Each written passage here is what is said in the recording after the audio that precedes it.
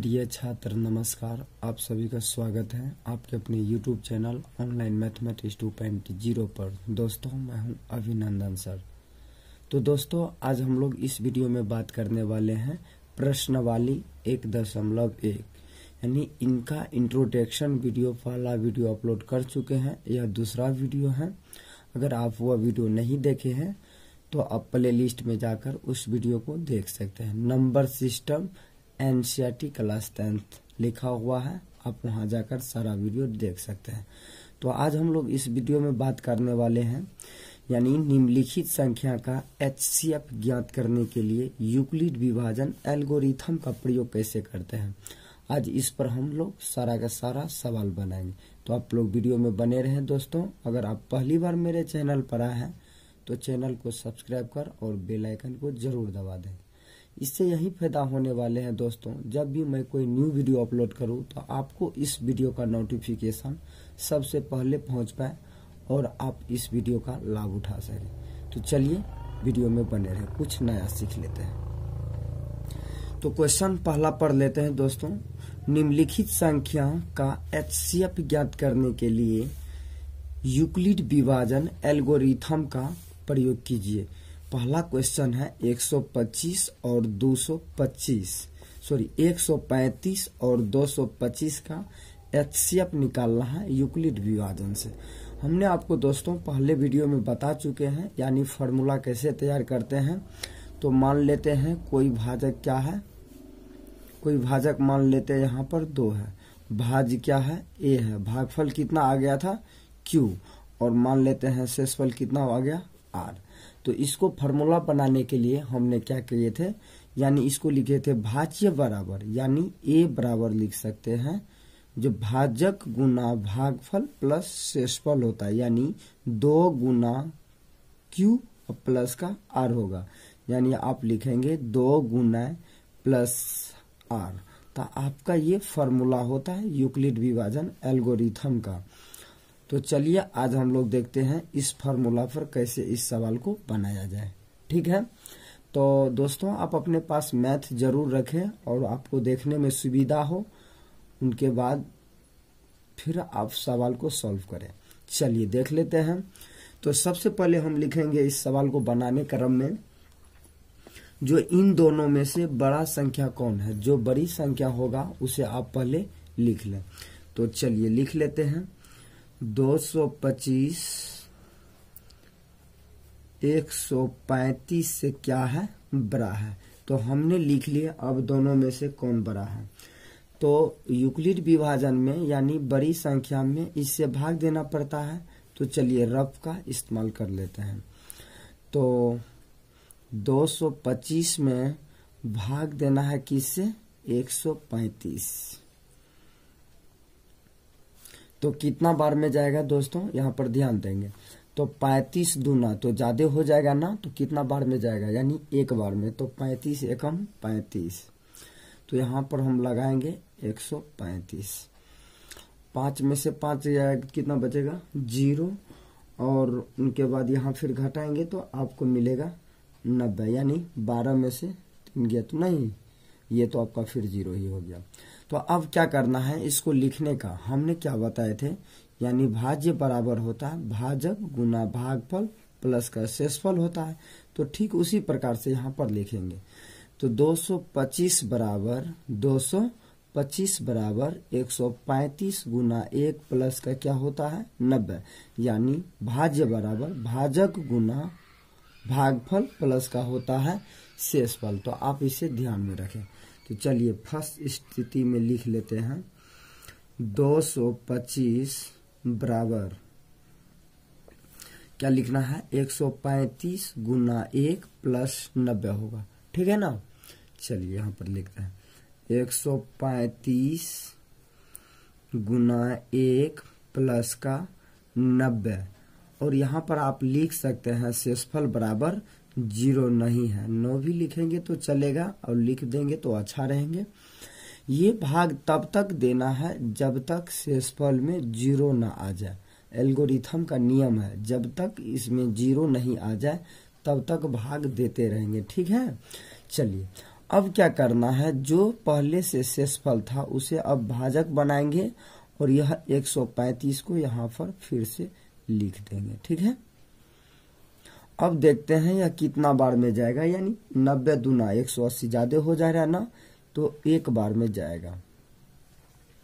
तो कितना बचेगा यहाँ पर 45 बचेगा। ठीक है, घटाएंगे तो कितना बचेगा 45 बचेगा। तो अब दूसरा स्थिति में हम क्या करेंगे, इसको लिख लेते हैं। चलिए दूसरा स्थिति में लिखेंगे, जो 135 बराबर 90 गुना 1 प्लस का कितना होगा 45 होगा। ठीक है, यानी 135 बराबर लिखेंगे, 135 बराबर 90 गुना 1 प्लस का 45 होगा।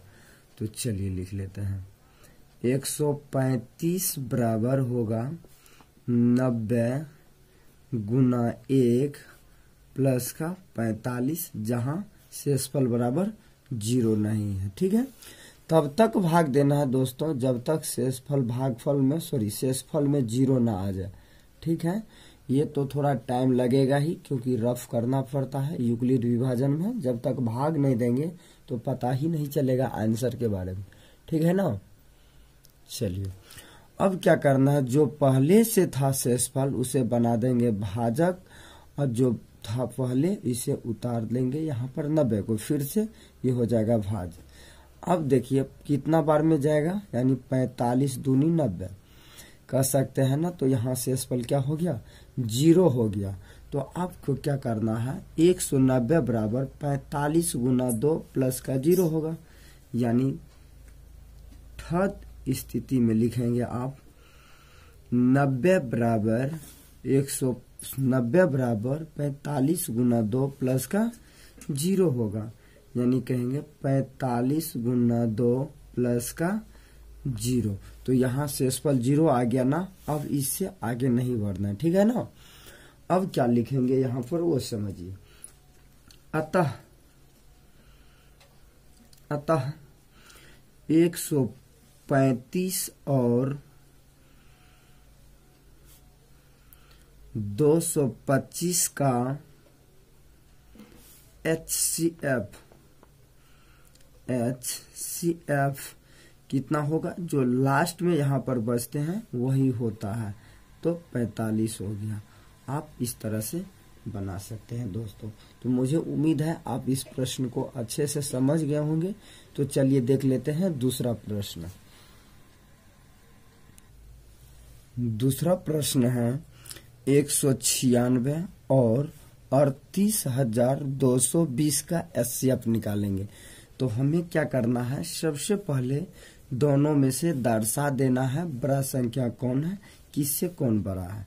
तो हमें लिखना होगा 38,220 196 से क्या है बड़ा है। तो ऐसे कर दिए ना। अब क्या करना है, बड़ी संख्या में इससे भाग देंगे। तो चलिए देते हैं, यहाँ 38,220 में भाग देना है किससे 196 से। अब आपको क्या करना है, इतना बड़ा डिजिट है तो थोड़ा तो भाग देने में कष्ट होगा ही।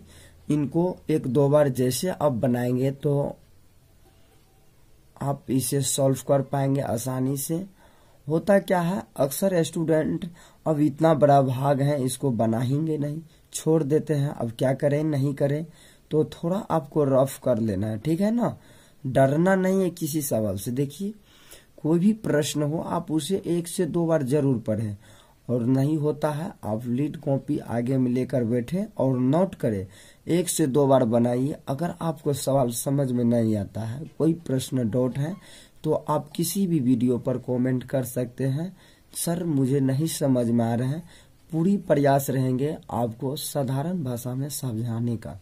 ठीक है, चलिए प्रयास करते हैं हम लोग, देखते हैं कहाँ तक सॉल्यूशन हो पाता है। यानी 196 में भाग देना है इससे। तो करना क्या है, अगर एक बार में लगाते हैं तो संभव तो नहीं है, 10 बार में लगाएंगे तो संभव नहीं है। यानी आप कह सकते हैं 196 गुना 195 करते हैं तो 38,220 मिलेगा। तो आप क्या करेंगे, 195 बार में लगाएंगे तो आपको मिलेगा 38,220 और इसका शेषफल कितना आ गया, 0 आ गया। तो हमें क्या लिखना है फर्स्ट स्थिति में, यानी 38,220 बराबर 196 गुना 195 प्लस शेषफल, यानी भाजक गुना भागफल प्लस का होता है शेषफल। तो 196 गुना 195 प्लस का हो जाएगा 0।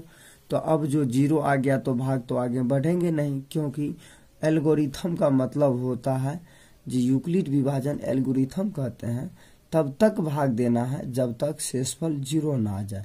तो यहाँ तो 0 आ गया, अब तो खत्म हो गया ना। तो लिखेंगे अतः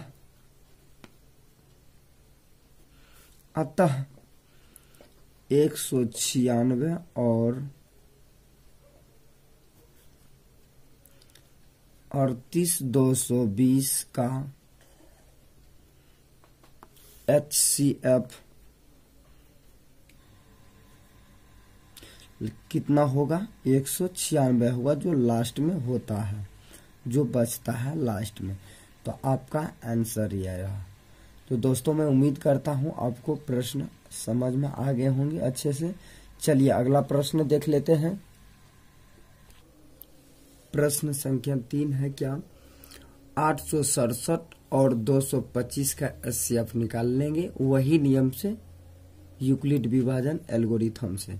तो चलिए बनाने से पहले हमें क्या करना है, दिखाना है इन दोनों में से बड़ी संख्या कौन है। पहले इसे हम लिख लेते हैं, ठीक है। चलिए 867 255 से क्या है, बड़ा है, तो हमने लिखे। अब क्या करना है, बड़ी संख्या में इससे भाग देंगे छोटी संख्या से। तो चलिए रफ का इस्तेमाल कर लेते हैं। 867 में भाग देना है किससे, 2 से 55 से। 2 से 55 से देना है तो क्या करना है, अब ध्यान देंगे यहाँ पर। अब हम ये इसको देखते हैं, 255 है और यहाँ 867 है, तो कितना बार में जाएगा। आप इसे देखें तो 2 बार में तो कम ही होता है, शायद 3 बार में लग जाएगा। अगर 3 बार में देते हैं तो 765 आएंगे। कितना आएंगे, 765 आएंगे। और इसके बाद घटाना है तो 102 हो जाएगा। जैसे 7 में से 5 गया, 2 बचा ना, 6 में से 6 गया 0, 8 में से 7 गया 1, यानी 102 हुआ। अब इसको लिखना कैसे है वो देखिए, यानी फर्स्ट में लिखना है या पहला स्थिति में लिखेंगे क्या, 867 बराबर यानी 255 गुना 3 प्लस का 102, यानी भाज्य बराबर भाजक गुना भागफल प्लस का होता है शेषफल।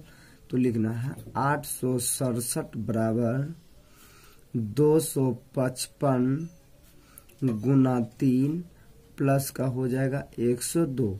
आप यहाँ पर लिख भी सकते हैं कॉस्ट में, जहाँ भाजक बराबर 0 नहीं है। चलिए अब क्या करते हैं, यह भाग तब तक देना है जब तक क्या हो, शेषफल में 0 ना आ जाए। तो अभी तो हम भाग देंगे क्योंकि 0 तो आया नहीं है। अब जो संख्या शेषफल था उसे भाजक बनाएंगे और इससे पहले वाली संख्या को यहाँ पर लिखना है, ठीक है। चलिए अब देखते हैं 102 और 765 में कितना बार में जाएगा।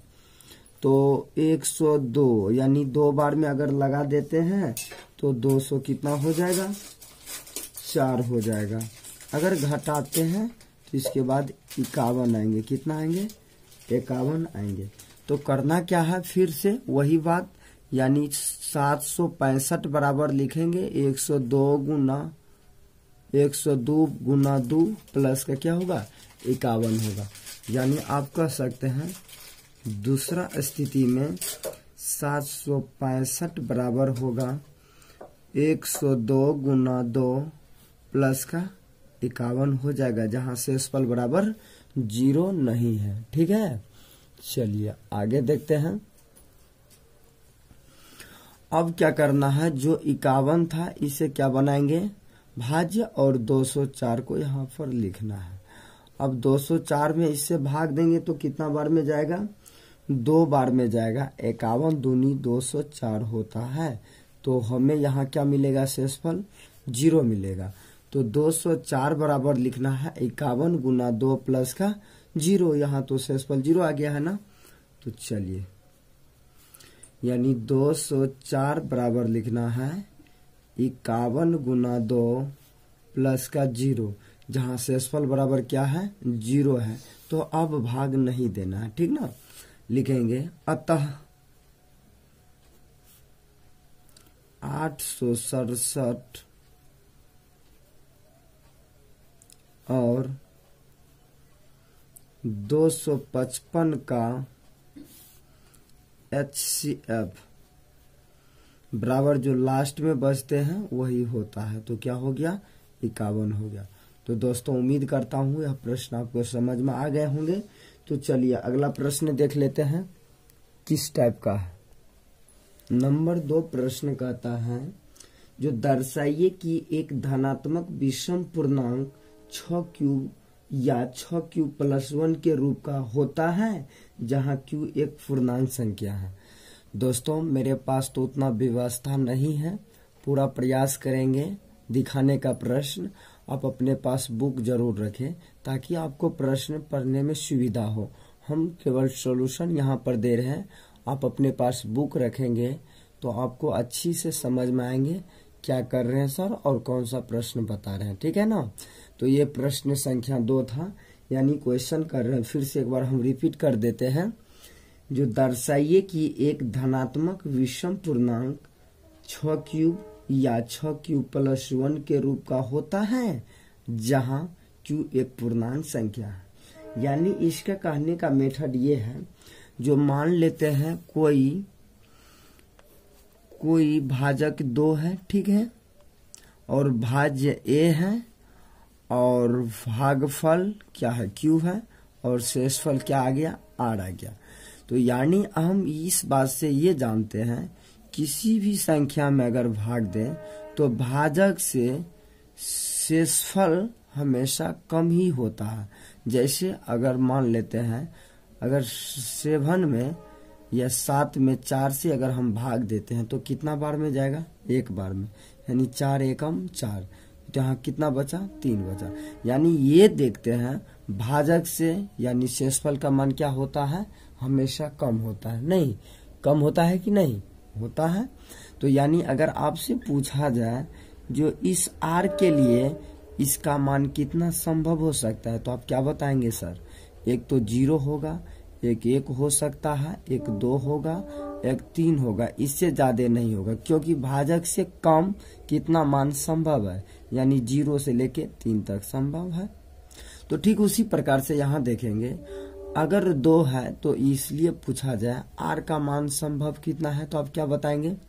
जो सर एक तो 0 संभव है और दूसरा क्या हो सकता है, 1 संभव है। अब तो नहीं हो सकता ना, क्योंकि भाजक से शेषफल जो होता है हमेशा कम होता है और उसका मान भी कम होता है। तो कोई भी प्रश्न में चाहे 2 लगा हुआ रहे, 2 क्यूब लगे हैं, चाहे 3 क्यूब लगे हो, चाहे 9 क्यूब लगे हो, चाहे 6 क्यूब लगे हो, यानी हमेशा क्यूब जहां लगा हुआ रहे उसे भाजक में रखेंगे, ठीक है ना। जैसे इस प्रश्न में लगा हुआ 6 क्यूब, तो यानी भाजक हम कहाँ रखेंगे, यहाँ 6 रखेंगे। जैसे उसके लिए भाजक में कितना है, 6 है, तो हम 6 लेंगे। मान लेते हैं भाज्य क्या आ गया, 1, और भागफल यहाँ आ गया क्यूब, और शेषफल मान लेते हैं r, ठीक है ना। अब देखिए r के लिए संभव मान इससे कितना है, कम से कम। आप कहेंगे तो सर r के लिए 6 से कम यानी 5 मान संभव है। एक 0 होगा, एक 1 हो सकता है, एक 2 होगा, एक 3 हो सकता है, एक 4 होगा, एक 5 होगा। अब इससे ज्यादा मान संभव नहीं है, यानी भाजक से शेषफल का जो मान आता है वो हमेशा कम होता है। तो यानी r का मान संभव कितना है, तो 0, 1, 2, 3, 4, 5, यानी 5 मान संभव है।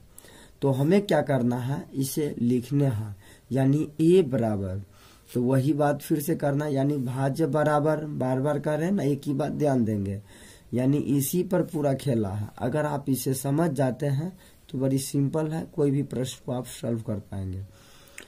यानी भाजक बराबर हम लिखेंगे भाजक गुना भागफल प्लस का होता है शेषफल।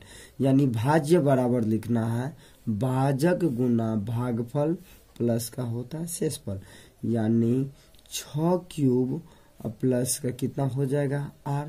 तो मेरा ये फॉर्मूला तैयार हो चुका है और अब हम क्या करेंगे, r का मान पुट कर देंगे इस समीकरण फर्स्ट में और सारा का सारा मान निकल जाएगा और हम दर्शा देंगे यह सही में एक धनात्मक संख्या है। तो चलिए, तो पहले लिखना क्या है आपको, माना कि विषम पूर्णांक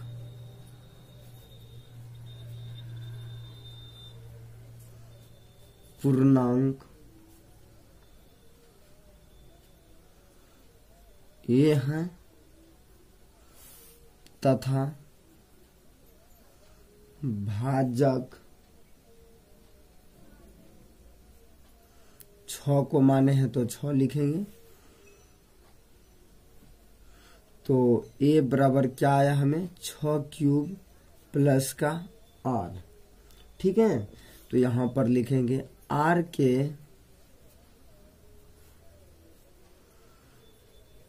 मान संभव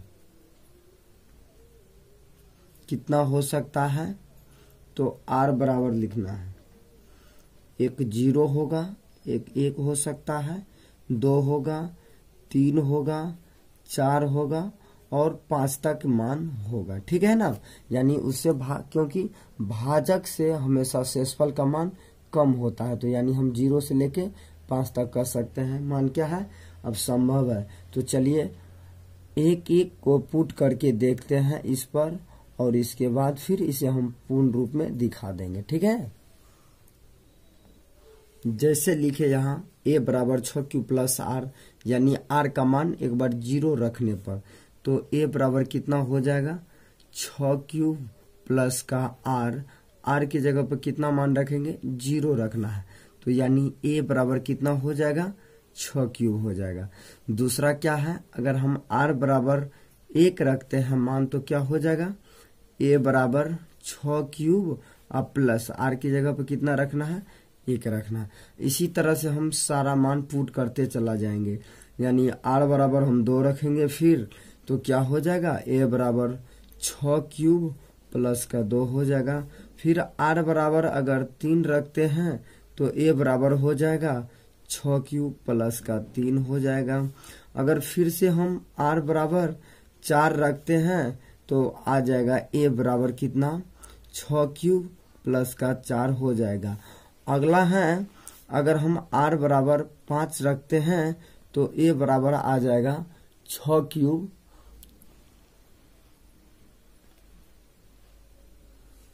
यानी 6 क्यूब प्लस का 5 हो जाएगा। अगर आप इस तरह से मान पुट करेंगे तो सारा का सारा क्या होगा, इस तरह से हमने दर्शा दिए। अब हमें क्या कर रहा है क्वेश्चन में, यानी धनात्मक विषम देखिए कौन कौन है, यानी 6 4 10 ये तो कट है, 6 5 11, एक ये है जो नहीं कटेगा, ये 6 3 9 यानी ये 2 से नहीं चढ़ेगा और 6 2 8 ये कट जाएगा ना, ये नहीं कटेगा आपका फिर, और ये भी नहीं कट सकता है और उनके बाद तो नहीं है और कोई, तो हम लिखेंगे यहां पर अतः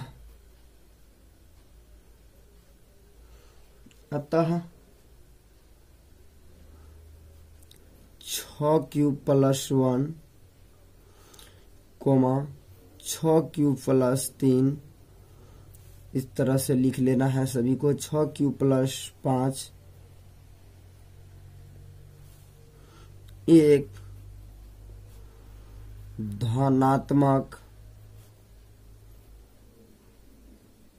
विषम पूर्णांक है।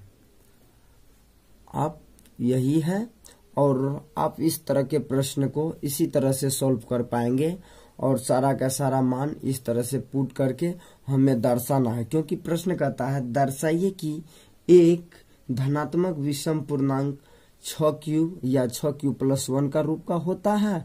तो हाँ होता है, यानी इस तरह से आपको क्या करना है, पहले दर्शा देना है, ठीक ना। और दर्शा देने के बाद फिर अंत में वही संख्या को लिख देना, यह एक धनात्मक विषम पूर्णांक है, ठीक है। तो आप इस तरह के प्रश्न को सॉल्व कर पाएंगे। उम्मीद है आपको समझ में आ गए होंगे। ठीक है दोस्तों, वीडियो तो लंबी हो रही है ना, तो चलिए आज की क्लास यहीं तक ब्रेक करते हैं। फिर अगले वीडियो में इससे नेक्स्ट प्रश्न लेकर आएंगे। अगर दोस्तों अच्छे लगे तो जरूर जाते जाते एक लाइक, एक कमेंट, एक सब्सक्राइब जरूर कर दें और अपने फ्रेंड के पास शेयर कर दें, ताकि उसे भी इस बात का और इस सवाल का पता चले जो कैसे बना सके। हो सके उनको भी इस सवाल से कुछ फायदे मिल जाए और कुछ सीख मिल जाए, तो आप जरूर शेयर करें। थैंक यू, वीडियो देखने के लिए धन्यवाद।